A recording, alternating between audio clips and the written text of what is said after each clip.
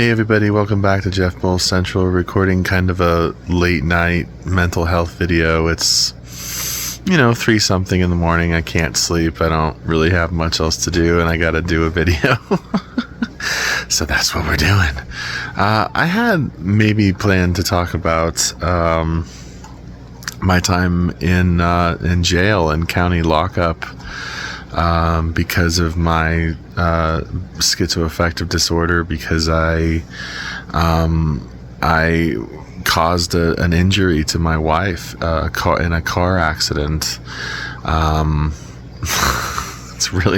It's hard to even dip into without going into detail about why that happened and how that happened. And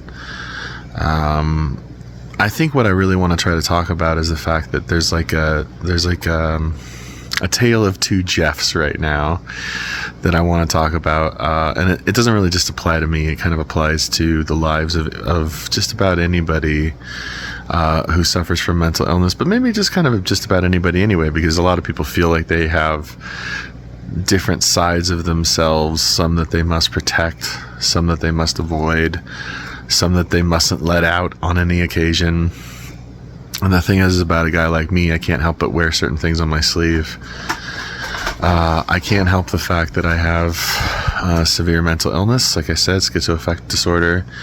I can't help there are certain things that I've done in my life because of this mental illness that are unbecoming of the good human being that I believe myself to be under most circumstances. And so this presentation here, this version of Jeff here on YouTube here, is my nicest, most best behaved me.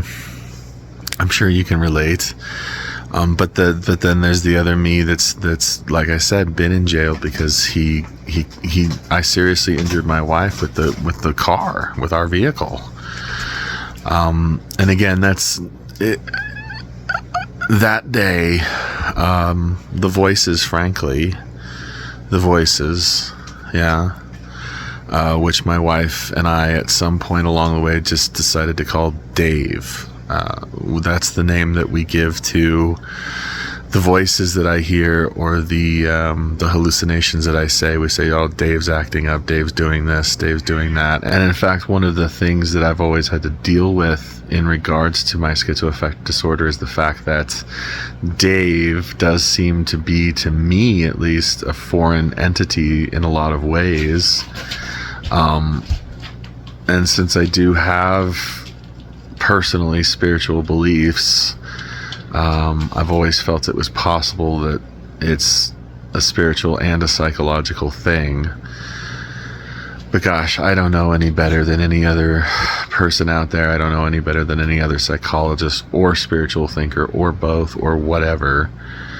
I just go with the flow and I experience what I experience. I don't get to diagnose. I don't get to pathologize.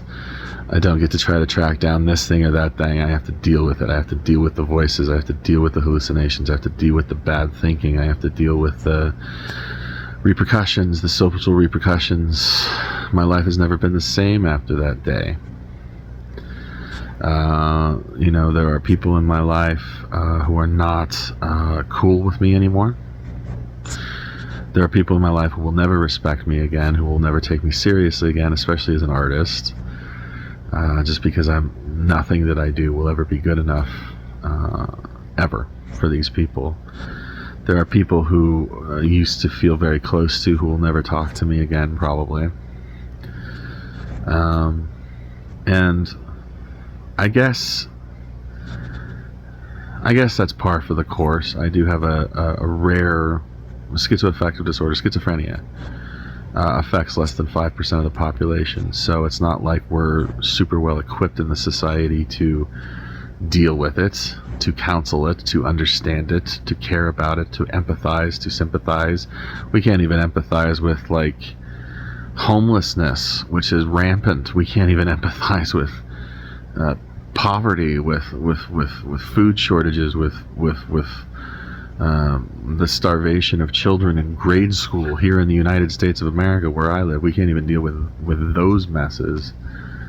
let alone something like schizophrenia or serious mental illness. But listen, at some point we're going to need to, because as long as there are people like me who don't understand what's happening to them, as I didn't at that time until I armed myself with knowledge after the fact, when it did me the least amount of good. Well, I wish none of that had happened. And it didn't really have to, and it wouldn't have if I had lived in a place or I had more experience with this thing. Or let me back up. The world needs to understand. The world governments need to understand.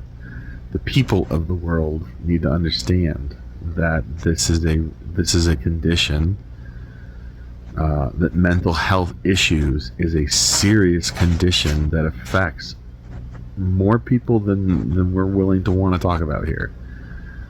I make 3 kinds of videos. I make music videos, video game videos, and mental health videos. Can you guess which one people watch least? And is it the quality of the video? You can decide for yourself on that. No, not really. What it is no one wants to talk about it. No one wants to hear about it. No one wants to dwell on it. No one wants to go there. Everything's chipper. Everything's happy. Everything's, pick yourself up by your bootstrap. Well, there's some of us who can't pick ourselves up by our bootstraps. We don't even know where our bootstraps are. I don't even think I'm wearing boots. You got boots? I didn't get boots. They didn't issue me boots. They gave me Crocs when I came into this life. I wouldn't know how to tie those, to save my life, right? So, compassion, sure. Spending, sure. Facilities, sure. Better understanding. Less media saturation of all the bad stuff that schizophrenia can be. There's not much good that comes of it because it is an illness. It is a mental illness, but surely we don't have to ostracize and treat people like me like pariahs, the dregs of humanity. I'm a lot more cogent than most schizophrenics. That's due to the fact that I've had time to recover. And that's just due to my circumstances. I'm lucky. I have people around me, my family, my wife, who have allowed me to recover at my own pace. I'm also a good communicator. That helps, but that's not really what I'm talking about. Imagine if we tried to tackle cancer without knowing a single thing about how cells can propagate in a cancerous way. Imagine if we tried to tackle it with leeches like it's the friggin' Dark Ages again. We got to get better about this mental health thing. We got to stop sweeping it under the rug. I'm in a mood tonight. I'm in a funk. I was going to talk about my time in jail and about how I was hallucinating, how weird it was. All the salacious crap that really doesn't matter to anything or anybody, because as soon as you start talking about it, people kind of glaze over anyway. Be happy. Be sane as well as you can. And I'll catch you on the next mental health video.